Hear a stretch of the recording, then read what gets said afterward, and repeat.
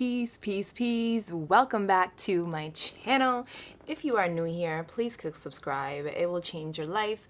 We talk here about everything healing, growth, ascension, elevation, self-mastery, everything that has to do with your womanhood and ascending into the goddess that you are.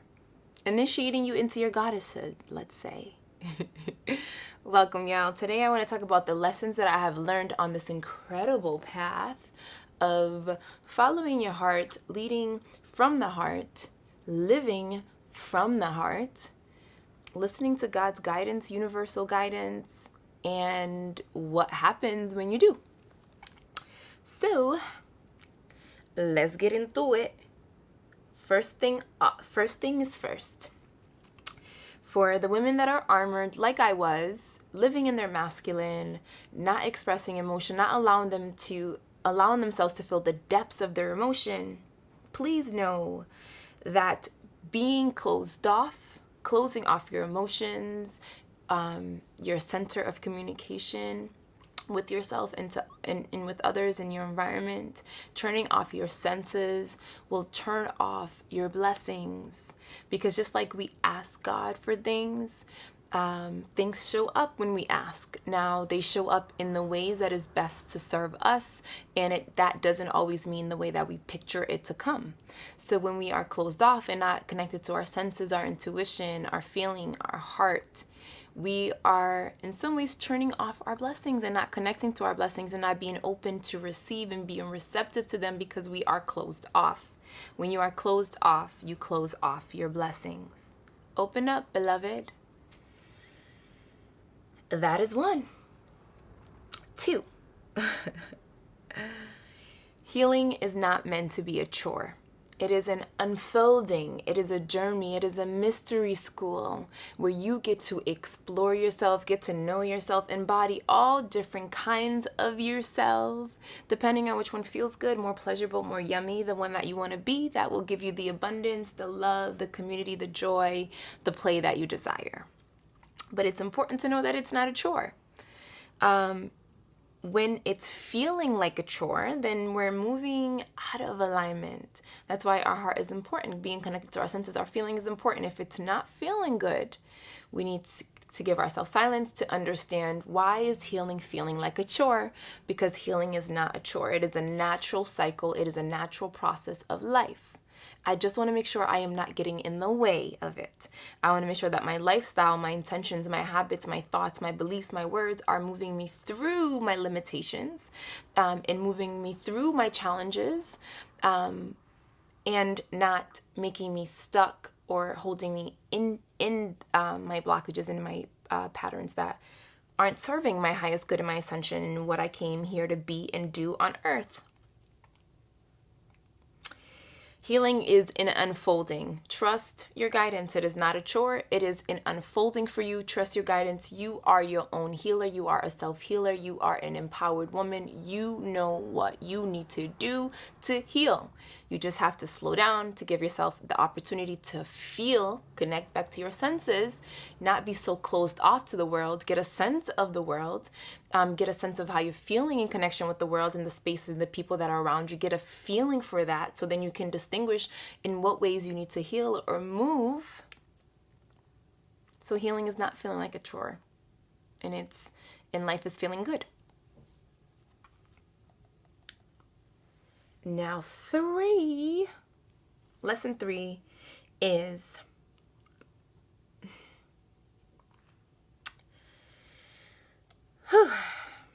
this is an important one, not the one we want to hear. Okay, not the one the goddesses want to hear, especially the ones that have been dibbling and dabbling and living in their beautiful receptive energy.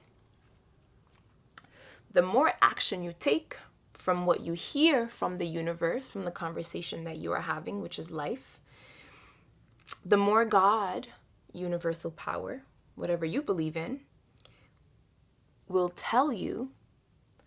And once the universe, God, source tells you, beloved, you must take action. So overthinking won't create change. If anything, it'll probably slow change. Staying stuck in belief patterns or ideas that are from the past and don't feel good or true now aren't going to be healthy. Doubting yourself, not going to move you anywhere. But believing, at least in the one conversation that you've had with the universe, one sign, believing in that and taking action will allow you to connect, open up your channel of connection.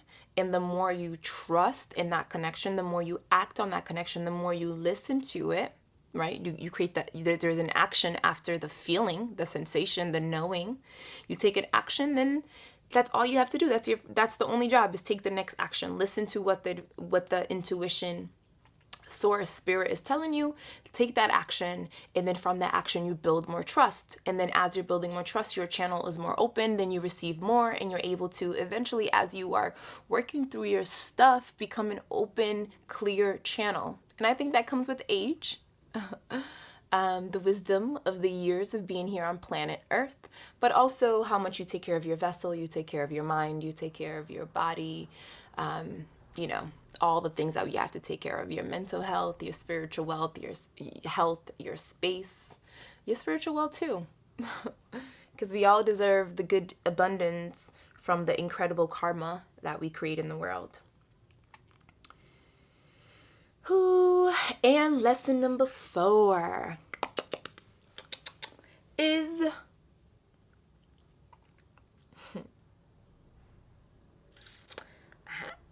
there's a lot I want to share, but I'm going to share this one. Physical reality is nothing but a mirror. It is nothing but a mirror to your internal world. So the people around you are a reflection of you.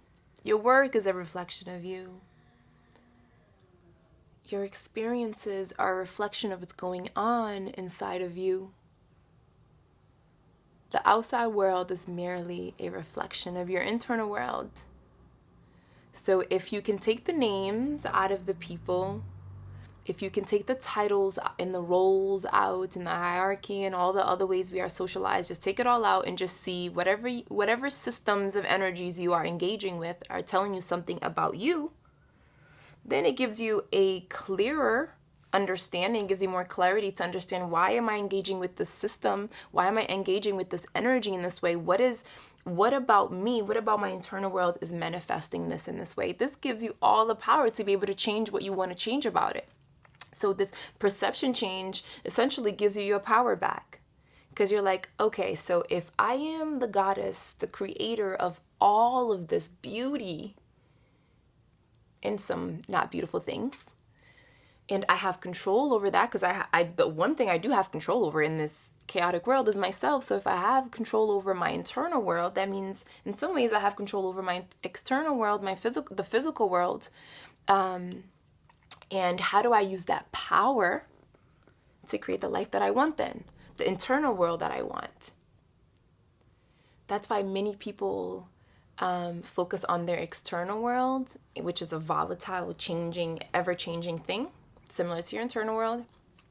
The more they focus on the external world and neglect their internal world, eventually they get to a place where they realize that external is just mirroring back a deep, empty feeling inside of them, because the external is not actually what they want, and they've been manipulating and trying to move it and have control over this thing that is actually just life, and it's a big mystery and you don't have control over it. And the best thing you could do is actually just flow with life, because there is an ultimate intelligence, creative spirit that has control over this thing, if you even call it control, because I think the creator likes flow. So the creator has flow over this thing with your best interest and best love and care in mind and nurture in mind. And if you can just flow and know that the times where things are tough, that is where you practice faith and trust, and you water your seeds. And when things are good, you celebrate, you practice gratitude. Even when the things are bad, you practice gratitude, because you're just so grateful for just this ebb and flow of life, this beautiful piece of art that is your life, because you are co-creating it with the universe. Because your physical reality is just a mirror for your internal reality. All right, now we're going to number 5. Now I'm going to end here, okay? Because we got a lot to talk about, but I'm going to end here. A lot of good information, y'all. Ooh. Should I do this one?